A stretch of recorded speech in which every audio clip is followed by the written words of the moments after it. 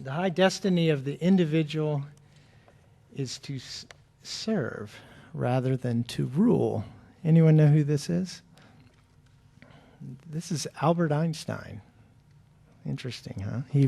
He was smart, wasn't he? We're entering a new section.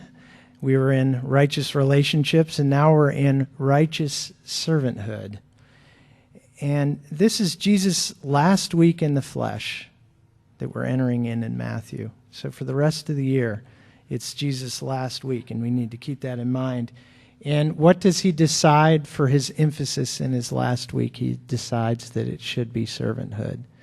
And so you see it in his teaching, and then you see it most of all in his life and his example, in what he did.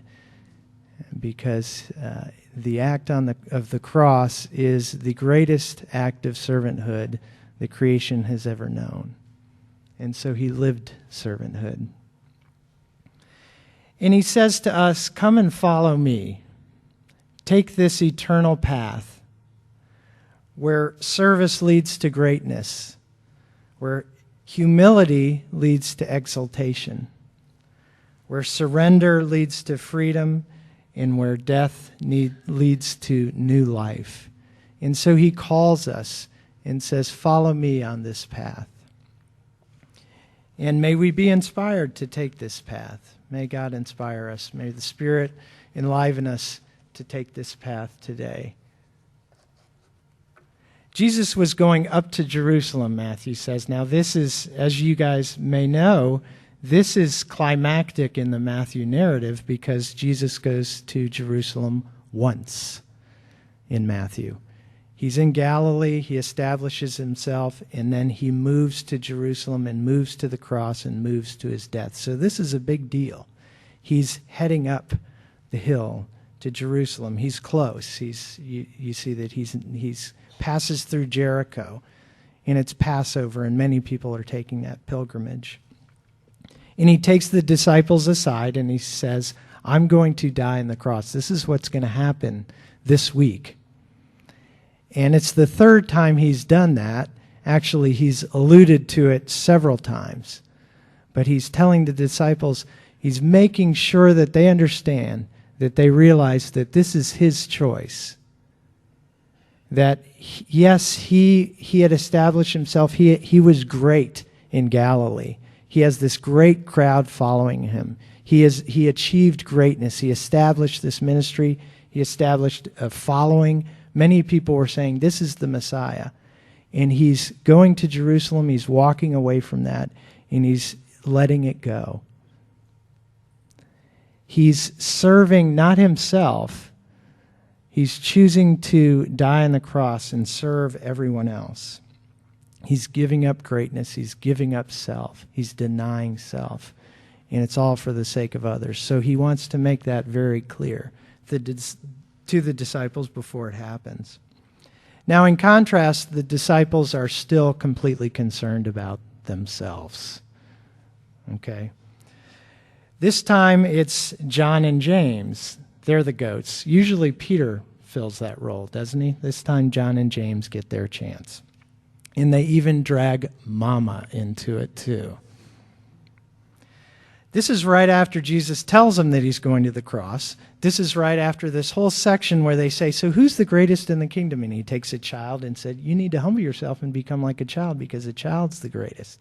And then he goes into this, "The last shall be first." After all of this, they go and send their mother to ask for a favor of Jesus to say, "We want the important seats." Okay, do you see the contrast here?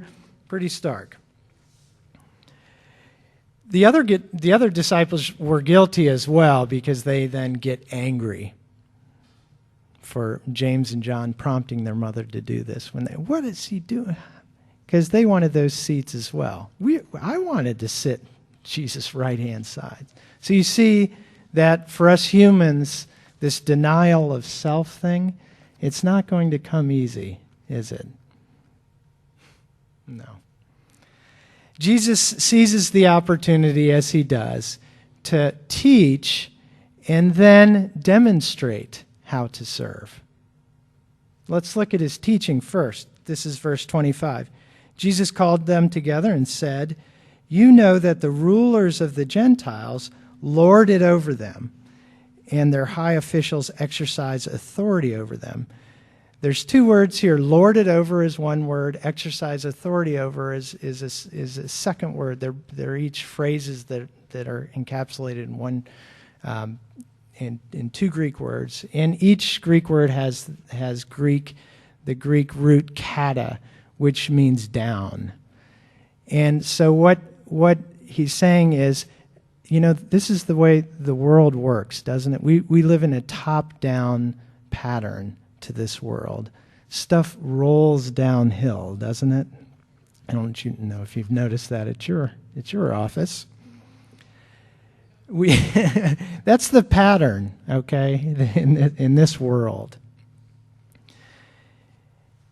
And Jesus says in 26 and 27, "Not so with you.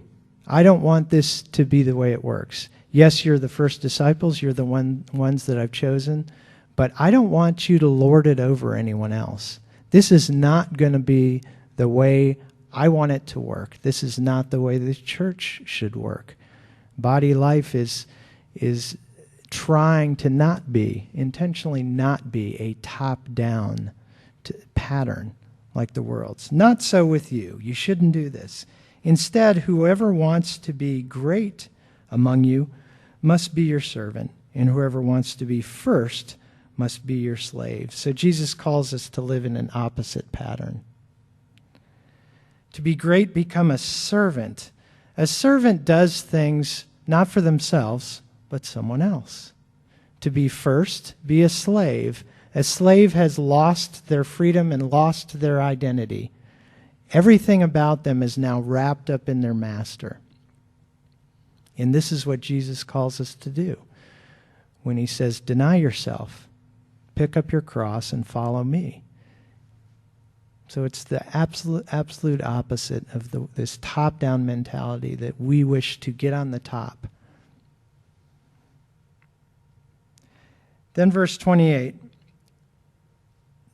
"Just as the Son of Man," and so he's saying, follow me, pick up your cross and follow me, because here's what I'm doing. "Just as the Son of Man did not come to be served, but to serve, and to give his life as a ransom for many." The kings of the world wish to enslave other people so that they would be served.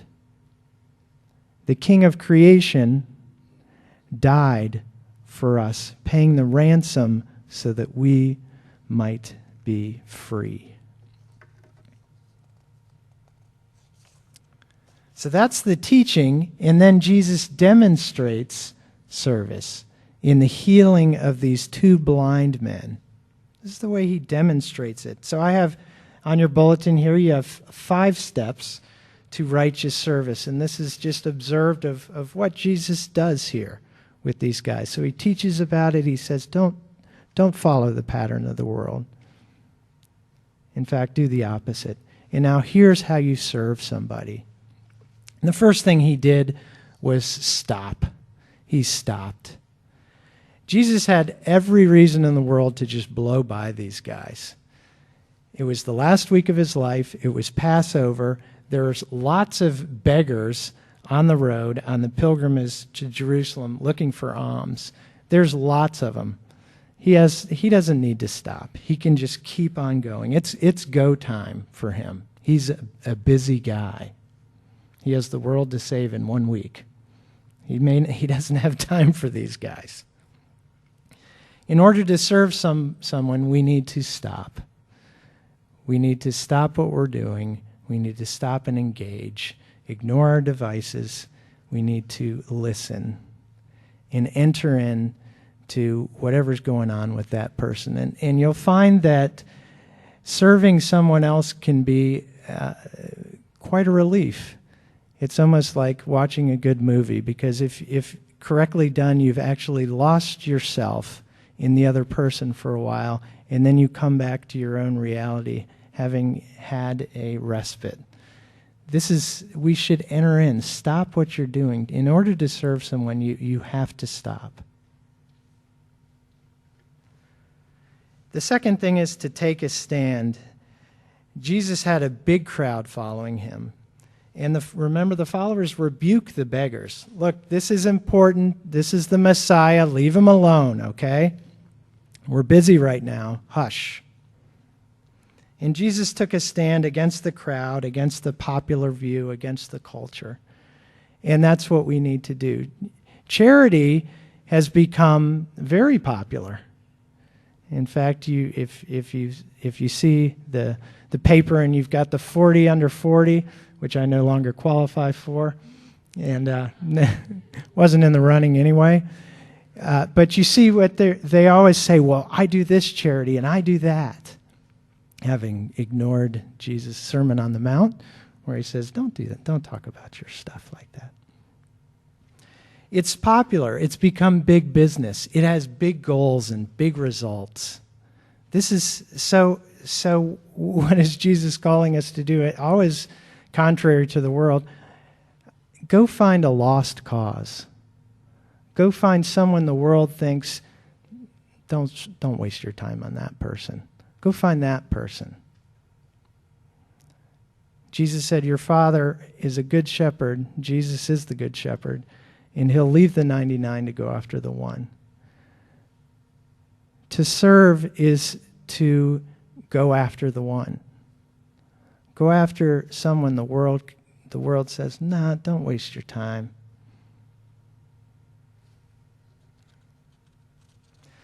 Third, this is really important.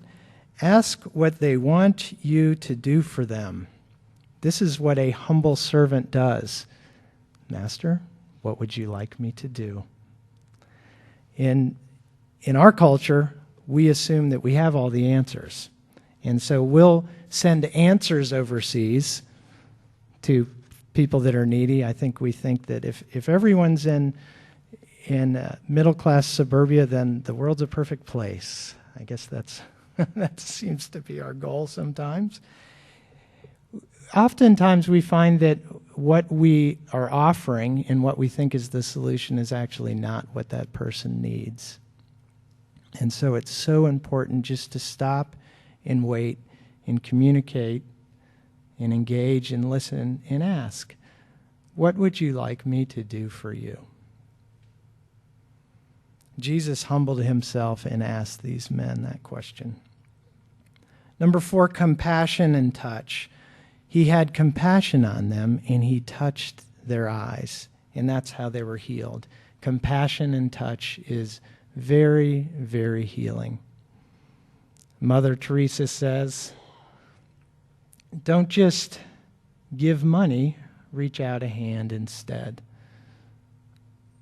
A call to give compassion and touch. Number 5, follow Jesus. The two, I don't know if you noticed this, but the 2 healed blind men turned around and joined the crowd and followed Jesus into Jerusalem. Do you notice that? A couple points on this. First, when you serve, you are serving Jesus. You are not serving the person who you're looking at or you're doing things for. You're not serving yourself. You're not serving anybody else. It's very important that you understand that you're serving Jesus. And Jesus said this himself in Matthew 25, verse 40. The king will reply, truly I tell you, whatever you did for one of the least of these brothers and sisters of mine, you did for me.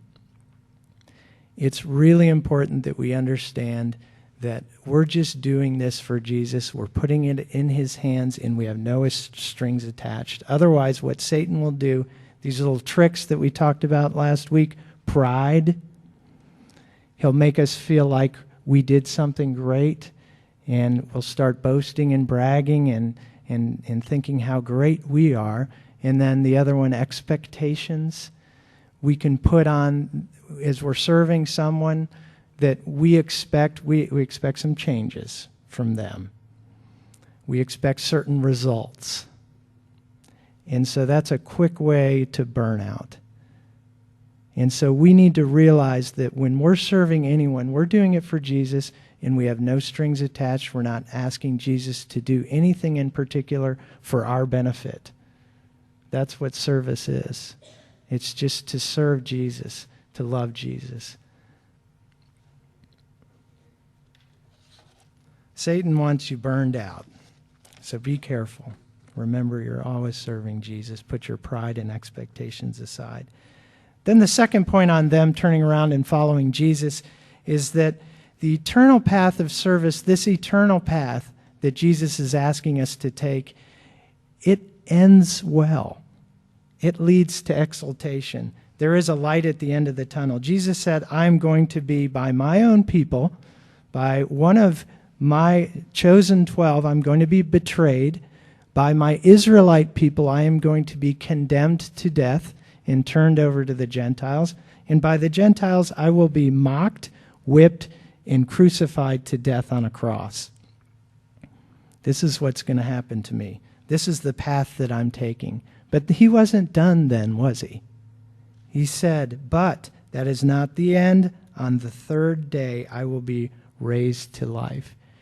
So remember that this path to service always leads to something wonderful. Humility leads to exaltation, and service leads to joy. There is an initial sense of joy whenever you serve somebody. You'll never have so much fun. And then there is a long-term sense of joy, and there's a change in yourself, and there's a humility that sets in. The next thing that happens in the Matthew narrative is the triumphal entry, and we did that scripture in March, as we should, with Palm Sunday. We jumped ahead. And you may know that the crowd chanted Psalm 118 as Jesus was coming in. And this is Matthew 21:9. Hosanna to the Son of David. Blessed is he who is coming in the name of the Lord. Hosanna in the highest heavens. And you knew that. You knew that they chanted Psalm 118 when Jesus was entering Jerusalem. But you may not know that Psalm 118 doesn't actually include the phrase, Son of David. That was added by the crowd. Now, where did they get that phrase? Well, let's look at what these blind beggars were saying. This is verse 31. The crowd rebuked them and told them to be quiet, but they shouted all the louder, Lord, Son of David, have mercy on us. Now, Son of David in Matthew is not all that often associated by people when they're speaking to Jesus. Actually, in fact, it's twice. 2 other blind guys and a Canaanite woman who said, this is the Son of David, Jesus, Son of David. Not very frequent. And so what you see here is that the crowd, the ones that that they rebuked and said, look, we're too busy for you, be quiet, leave Jesus alone. The crowd then takes up what they were saying, their prayer, their chant. Son of David, have mercy on us, save us. Hosanna means save us. So they took Psalm 118 and then they added what the beggars were saying. And so the beggars now with fresh vision enter Jerusalem with the crowd, having been healed and not rebuked by the crowd, but the crowd has now embraced them and added what they were saying to their chant. Son of David, yes, Son of David, let's do that. And so you see that there's exaltation here. That service leads to joy. That when God changes us, we lead that death in new life, and it leads to something wonderful. So there's a lot of guilt out there. We can be guilted into service. That's not what we're trying to get rid of. That's not why we're serving. We're not trying to get rid of guilt. We're taking this path and following Jesus and realizing that, yes, death leads to new life and service does lead to exaltation.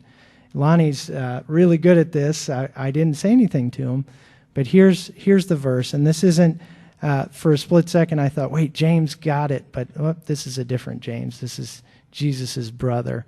It wasn't James and John who asked for those special seats, although I'm sure they learned their lesson as well, but it was Jesus' brother who said in James 4:10, humble yourselves before the Lord, and he will lift you up. This is what we are to do. This is how we righteously serve. We humble ourselves. And in that, we take that path, that eternal path that Jesus led, that Jesus took, and we see that it leads to joy, it leads to new life, it leads to exaltation. Let's worship.